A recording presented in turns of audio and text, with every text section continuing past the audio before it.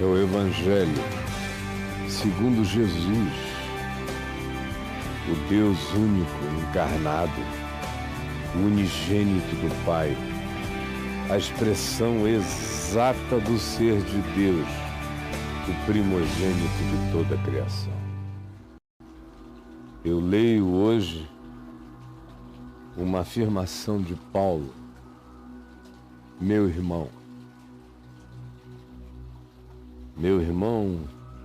querido, meu irmão na mesma fé, meu irmão em Cristo, e que cria num evangelho universal, que não era de nenhum grupo, de nenhuma etnia, de nenhuma religião. Ele cria na Boa Nova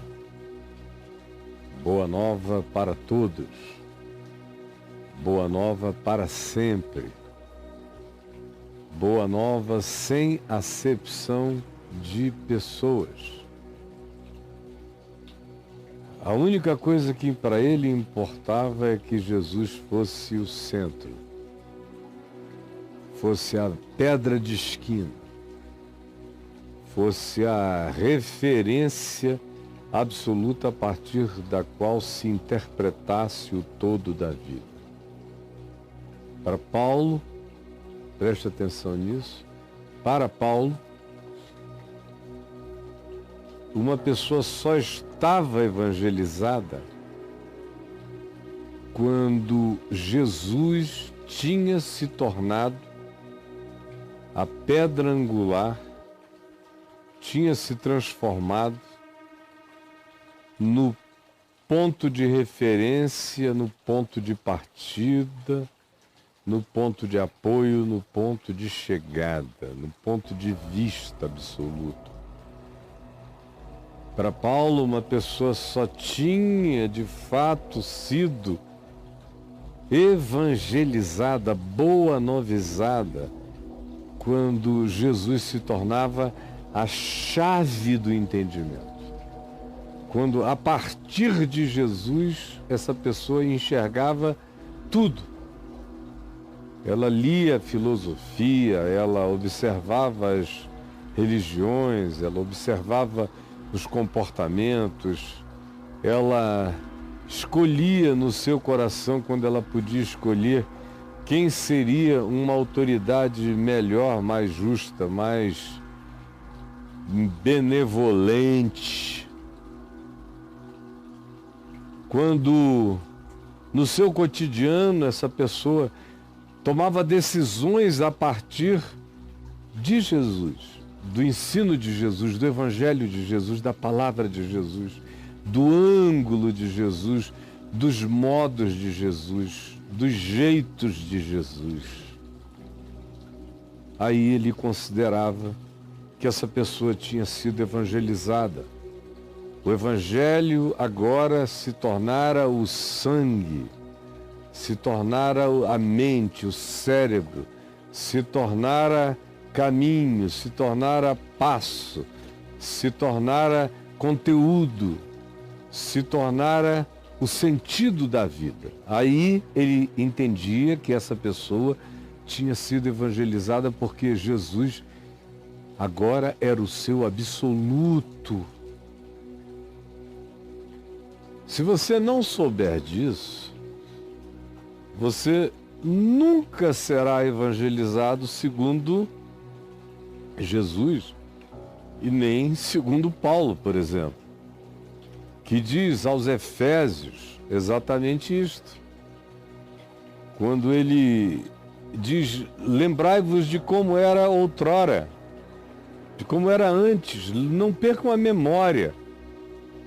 Ele diz no verso 11 de Efésios 2, não percam a memória, não esqueçam como era a vida antes de Jesus para vocês, antes do Evangelho. Quando vocês, por exemplo, pelos judeus eram considerados os incircuncisos, os gentios, os alienados, lembram daquele tempo? E vocês, em todas as perspectivas, eram. Não que os judeus também não fossem, eles também eram. Eles só tinham a arrogância, a presunção de pensar que não eram. Mas vocês eram sim. Sem referência, sem noção. Não esqueçam do tempo em que vocês viveram sem noção. Ele diz, naquele tempo em que vocês viviam sem noção, vocês estavam sem Cristo. É um negócio terrível. Olha que eu nunca vivi completamente sem Cristo. Eu não sou esse pagão, entre aspas, absoluto, para me lembrar de um tempo absolutamente sem Cristo. Porque eu nasci entre uma avó protestante e uma católica, entre uma mãe presbiteriana e um pai ex-católico agnóstico. Cresci sendo levado à escola dominical, embora eu quisesse sair correndo para as programações do meu pai, que eram muito mais interessantes. Mas a gente ouve, mesmo quando não quer, ou quando não deseja, quando não sabe que está ouvindo, está ouvindo. Está vendo. As coisas nos penetram e me penetraram. Mesmo na infância mais alienada de Deus, mais moleca, mais sacana, mais safada, tinha um latejamento de Cristo em mim. Quando eu me abandonei no que eu pensei que fosse uma deserção para sempre, aqui no fundo do meu coração tinha um incômodo que me dizia que eu tinha que aproveitar o máximo possível a loucura, porque poderia ser que Deus me encontrasse numa esquina. Então, tanto mais quanto eu tinha suspeição de que talvez Deus me encontrasse numa esquina, mais louco eu ficava para aproveitar a insanidade antes de Deus chegar. Aproveitar a insanidade antes de Deus chegar, porque eu nasci marcado e não sabia que meu pai tinha me oferecido, o agnóstico, papai, tinha me oferecido ao Deus desconhecido. Deus, se existe Deus, se há Deus, toma meu filho. Eu quero que ele seja teu, que ele carregue a tua palavra. Foi o que meu pai agnóstico falou sozinho, me erguendo ao alto no hospital no dia do meu nascimento. E eu não sabia que eu estava marcado, mas latejava em mim a suspeição de que Deus poderia me abalroar em qualquer esquina. E eu fui o quanto eu pude, até que ele entrou. Uma voadora. Ele entrou com os 2 pés no meu peito. Ele entrou e me contorceu. E me torceu. E espremeu malignidades de mim. E me designou. Imediatamente. Não esperou por aprovação de homem algum. Me deu uma designação irrefreável. Uma certeza no coração de que a minha vida tinha acabado, o mundo tinha acabado. Que eu estava ali jovem e para mim o mundo tinha acabado.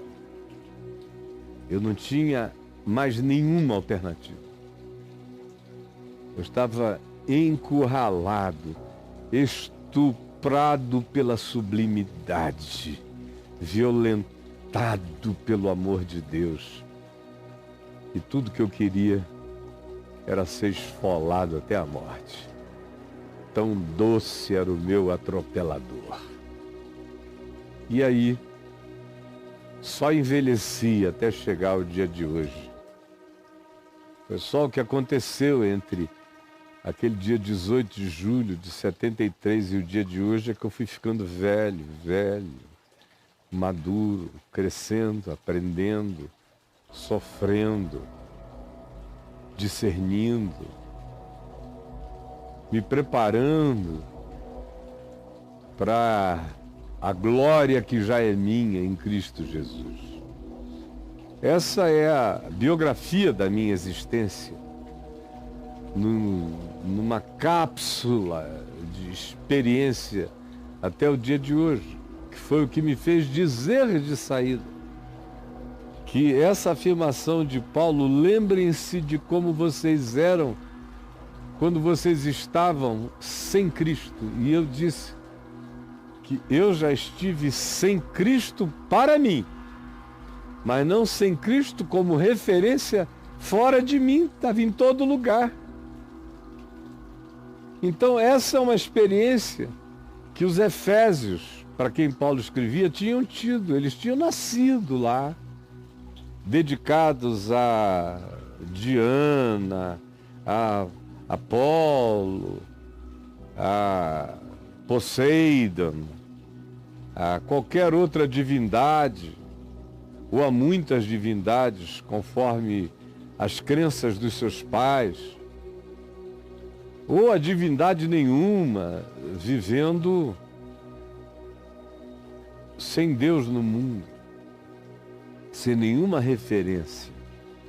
Gente que acordava todo dia, olhava assim para si mesmos e não sabia bem o que era aquilo. Quem sou eu? O que eu estou fazendo aqui? Qual é o meu sentido? Paulo diz, não esqueçam desse tempo. Você, porventura, viveu em algum momento esse tempo? A maioria dos que estão comigo aqui, não. A maioria nasceu católico, nasceu evangélico, nasceu espírita, ou nasceu numa família sem uma religião, mas cheias de superstições cristãs, ou com algumas expressões de crença de natureza distinta, que chegaram no bojo cultural da família, mas sem consciência profunda. Poucos aqui, dos que estão me vendo, de fato nasceram e cresceram sem nada de Cristo na vida. Enquanto você crescia, você zapeava a televisão, via um monte de barbaridades a respeito de Jesus, mas ouvia esse nome todo dia. Aprendeu a colocar para dentro um monte de impressões erradas, equivocadas, tortas, enganosas a respeito de Jesus, mas era esse nome. Esse nome está aí, perseguindo todo mundo no ocidente da terra. Um nome vazio de conteúdo. Mas qualquer um sabe sobre esse nome, Jesus, Cristo. Também Deus.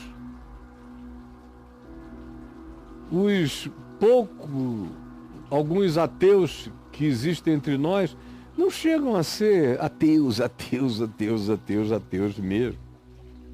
Não. Desses ateus que vão até o fim,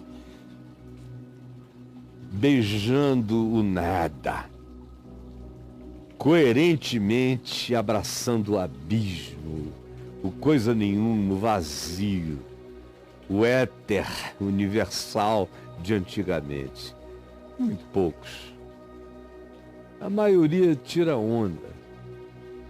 A maioria diz, a religião é um negócio tão enrolado e o testemunho que a história dá do significado da religião é tão ruim. E os crentes das religiões, tanto mais quanto sejam crentes, piores se tornam. De modo que a religião não é um bom exemplo de Deus em nada. Uma monarquia religiosa fica pior, uma república religiosa fica pior, Uma democracia religiosa não acontece mais, ela mantém esse nome, mas já não é. Aonde religião chega, piora tudo. A intolerância aumenta, os abismos, as muralhas, as separações, as diferenciações, os supremacismos, as arrogâncias, as acepções de pessoas. Tudo isso é fomentado pela religião. Você pode pegar o pior exemplo, como o nazismo. O nazismo era profundamente luterano. O regime, não, mas os membros do regime eram. Todo domingo estavam numa catedral, numa igreja. Tinham pastores. Os mesmos caras que abriam ventre de mulher judia ou de outras etnias e colocavam um gato vivo dentro e costuravam de volta por fora, eu não estou fazendo exagero, acontecia. Eu conheço gente em Israel, conheci gente que já morreu, que tinham feito isso com a mãe, com a irmã do cara. E ele me dizia: você me convida para crer em Jesus? Todos os que fizeram isso com as mulheres da minha família eram luteranos, cristãos, frequentadores de igreja. Cantavam Castelo Forte ao nosso rei, escudo. Escudo. E você vai dizer o que para esse cara? Você vai dizer o que para esse cara? Você cala silenciosamente e ora, porque ele não tem outra alternativa a não ser associar Jesus com o que há de pior. Para ele, o nome Jesus é como o nome Satanás. Então você que se nega a designorar, a aprender, a crer, a se historiar na existência para saber de onde as coisas estão vindo, você que não enxerga nada, que só enxerga a catequese que lhe foi imposta, você que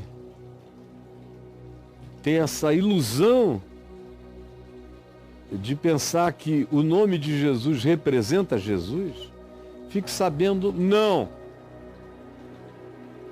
E frequentemente, tanto mais quanto esse nome seja pronunciado, menos de Cristo Jesus ali há. Quanto mais fanaticamente gritado, menos presença dele ali existe. Então Paulo diz, naquele tempo, não se esqueçam, ou do tempo em que vocês sabiam desse nome, mas não conheciam Cristo Jesus, ou do tempo em que vocês não sabiam nada de nada, nem de coisa nenhuma, tanto faz. Naquele tempo, estáveis sem Cristo e separados das alianças das promessas. Sem Cristo, Cristo Jesus, o Cristo do Evangelho, o Cristo do vai não peques mais, nem eu tampouco te condeno, o Cristo da misericórdia e da compaixão, vai-te em paz, a tua fé te salvou, tem de bom ânimo, sou eu, não tem mais. O Cristo da cruz, abraçando a todos os homens, Pai, perdoa-os, eles não sabem o que fazem. O Cristo da ressurreição dentre os mortos, da esperança eterna, do Espírito Santo, como chama viva, chama, fogo da vida, aqui dentro de mim, do meu coração. Esse é o Cristo que acendeu a chama da esperança eterna em mim. Naquele tempo em que vocês viviam sem Ele em vocês e sem as promessas da aliança, ou seja, sem a afirmação de que existe um vínculo, um casamento indissolúvel, indestrutível entre Deus e vocês, entre Deus e a humanidade. Esses são, segundo Paulo, as alianças da promessa, em relação às quais a maioria vive em total alienação, não sabem. É por isso que tanta gente me escreve, me perguntando coisas, embora frequentem igrejas, cantem bandas, em coros e tudo, mas eles não conhecem Cristo neles. E nem tomaram posse das alianças da promessa, alianças da graça, alianças que Deus, pela sua palavra, mantém conosco e não se arrependerá. Isso é a aliança da promessa, votada por Deus, acerca da qual se diz, e ele não se arrependerá. Como Jesus disse, ninguém arrancará da minha mão. Eu não lançarei fora, eles estão amarrados a mim pelas alianças da promessa, pelo abraço da cruz. Paulo disse, lembrem como era viver sem isso. Sem Cristo, sem as alianças da promessa. Estranhos às alianças da promessa, não tendo esperança. O que é não ter esperança? No linguajar do Novo Testamento, não é falta de objetivo que um coach te dá para que você se mantenha estimulado. O que mais se tem hoje em dia é gente dando lição de como manter a mente em estado de autoestimulação.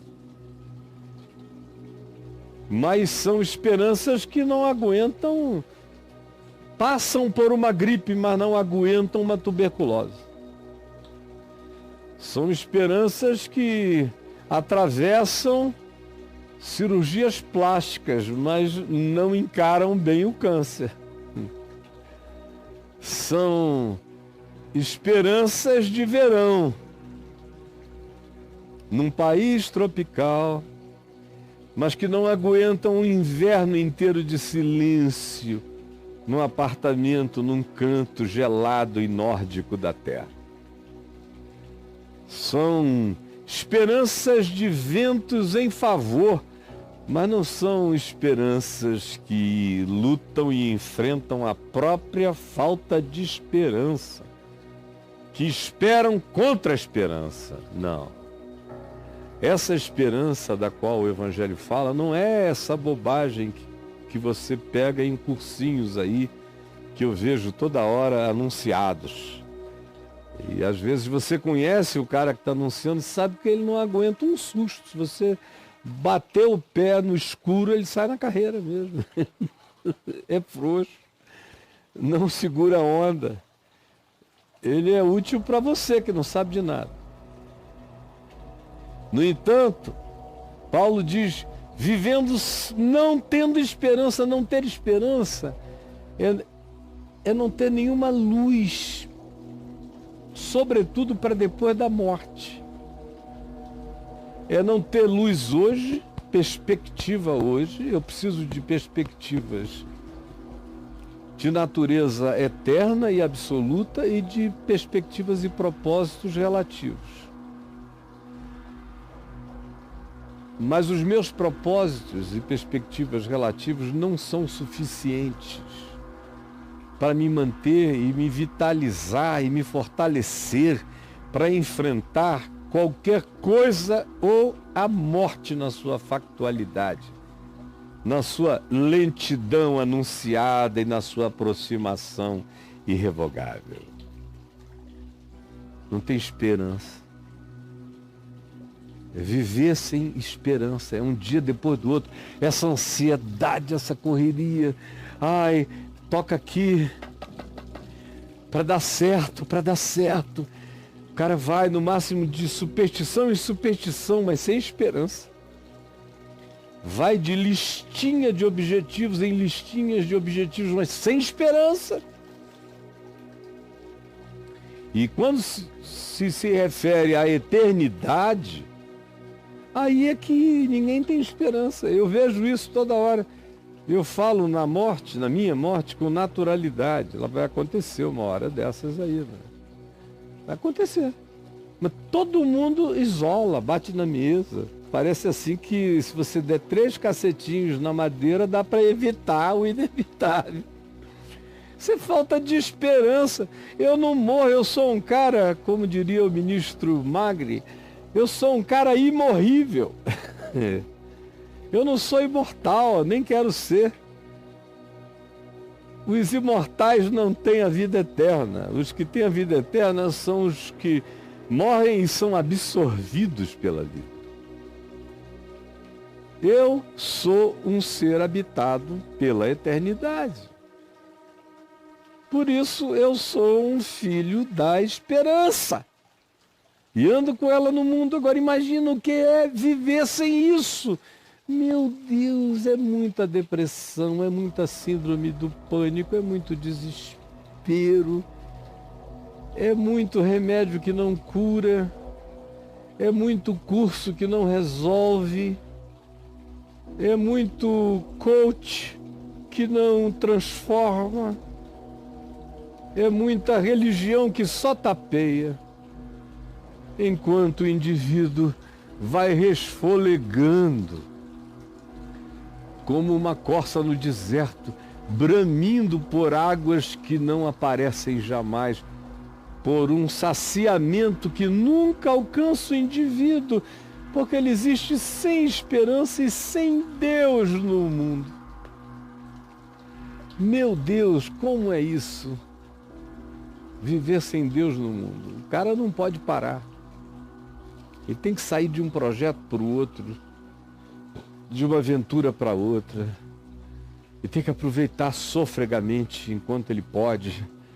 Ele tem que correr enquanto ele corre, pode assim proceder. É aquela velha música da minha infância que continua eternamente vigente. Ah, eu não posso parar, se eu paro eu penso, se eu penso eu choro. Ah, eu não posso parar, se eu paro eu penso, se eu penso eu choro. Ah, eu não posso parar, se eu paro eu penso, se eu penso eu choro. Ah, eu não posso parar, se eu paro eu penso, se eu penso eu choro. Pelo menos quando eu era adolescente, as pessoas pareciam ser um pouco mais honestas sobre o significado de viverem assim, como Paulo diz. Sem Cristo. Separados de toda comunhão, de todo espírito de comunidade fraterna, totalmente alienados às alianças da promessa, não tendo esperança eterna que dê significado aos seus propósitos parciais e relativos, e sem Deus no mundo. Como é você olhar para esse planeta sem Deus? Como seria para mim? É porque eu olho para esse planeta a partir de Cristo, como eu disse no início. Ele é tudo, é o meu olhar. Mas imagina, tira isso de mim. Vocês acham que eu ia ficar aí brincando de sei lá o que, de existir? Eu tinha entrado em qualquer porcaria radical. Eu ia fazer o possível para apertar algum botão de extinção universal, porque essa existência sem Deus no mundo é uma idiotice insuportável.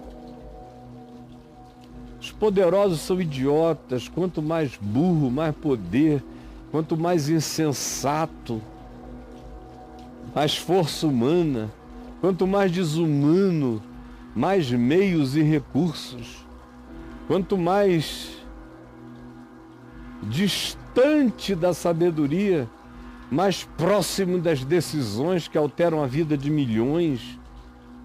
Isso é um mundo todo invertido, todo trocado, todo maluco. Eu o suporto porque Deus me habita enquanto eu vivo neste mundo. porque sem Deus no mundo, se eu não fizesse nada contra ninguém, eu já teria acabado comigo mesmo há muito tempo. Mas eu dizia para mim mesmo, na juventude, que se não houvesse um resquício de esperança que eu via na vida dos meus pais, por exemplo, se eu tivesse acesso a um botão atômico, eu metia o dedo lá. E como eu não tinha acesso, o único botão atômico em relação ao qual eu poderia fazer alguma coisa era esse, acabar com esse mundo da minha cabeça. Pô!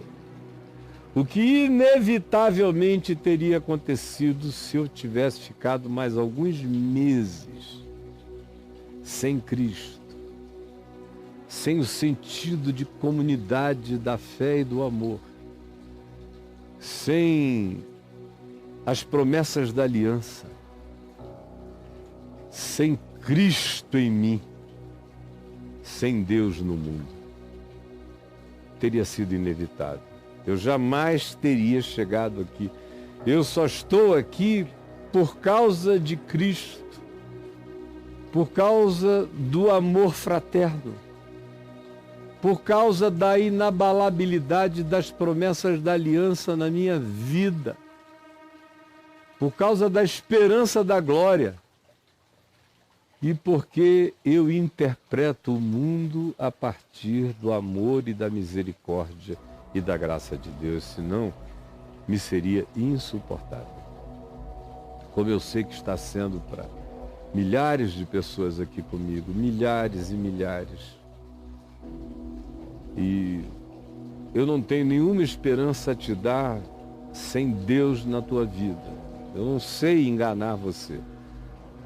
Eu não tenho nenhuma solução paliativa. Ou é Deus ou é o caos mesmo. Agora, Deus não é essa coisa religiosa. Deus é espírito, é espiritualidade, é amor, é fé. É outro departamento que não é isso ao que você associa esse nome. Cristo também não tem nada a ver com aquilo a que você associa a ideia. Cristo Jesus não tem nada a ver com a religião, tem a ver com esse ser livre do Evangelho, Filho do homem amoroso,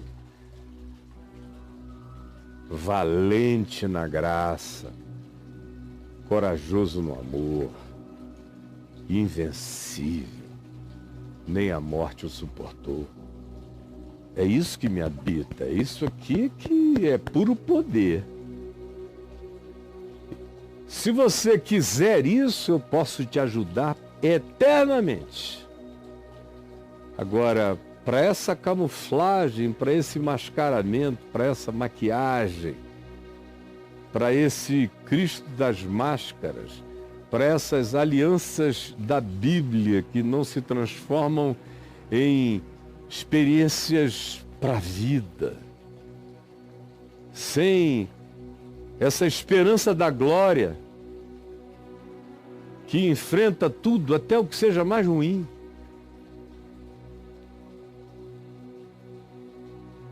Sem esse Deus que é amor, eu não posso te ajudar. Mas se você quiser isso, aí você já está salvo. Aí não tem alternativa de você se perder, não tem alternativa de não ser verdade, não tem alternativa de deixar de acontecer.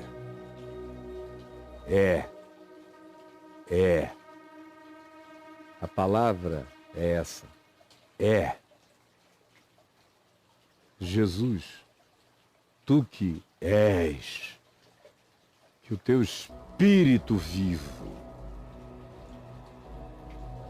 atravesse mente e coração de milhares de pessoas agora. E que aquilo que homem nenhum pode fazer, tu faças. Que tu metas a tua mão e levantes os Lázaros, os mortos. Que tu digas aos meninos e meninas, Talita cumi, menino, menina, levanta-te.